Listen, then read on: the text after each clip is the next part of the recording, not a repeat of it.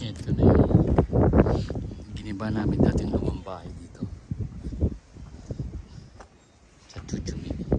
Kung naalala niyo yung short video ko, dito yung mahalaking sakura tree na pinutol ko ng mano-mano. I-insert natin yung photo kung kaya. Tapos doon din may malaking puno rin doon. Nasira pa nga yung bakod doon, kaya napalitan ng hollow blocks na bago yun sa dulo. Ayun o, yung puti na yun. Ayun, ito na yung tinayong bahay dito. Binibenta ng Gosengmang 5,000 lapad daw yan. Dito i-concrete namin to. Mamaya titirahin ko ng plato para mapatag. Tapos dito naman lalagyan ulit. Ito yung paligid. Sa gilid na yan Siroy Jari na mga bato na puti. Kay Jari ka. Ito. Sa una lang siya parang mapulbos. Pero pag naulanan na, mawawala na yung mga parang joke. Ganda sa likod dyan. Punta natin. Ikot tayo.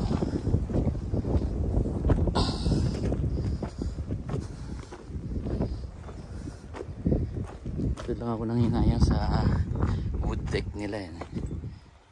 Ayan o, saradong sarado pati sa ilalim. Laki pa ng space, sana may mailalagay sa ilalim, sinarahan. Biro man luwag niyan. Dito hindi ko pa alam kung anong balak ng Fuji Kensetsu, kung lalagyan ba ng halaman o ano. Hanggang dito lang pala yung Siroy Jari.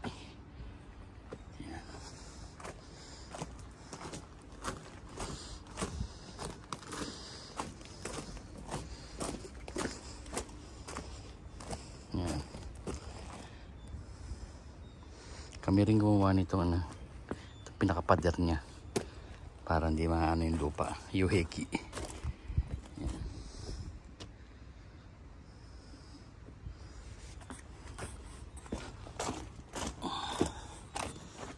Daikin pala.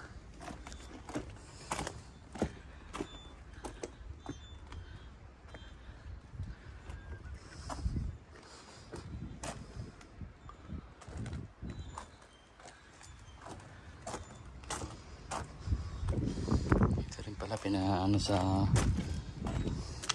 harapan nila, naka-approach butek din. Pangit lang dito pag tumagal kasi nababasa eh. Sa bagay, kanya-kanya style yan. Maganda lang sa umpisa, tingnan.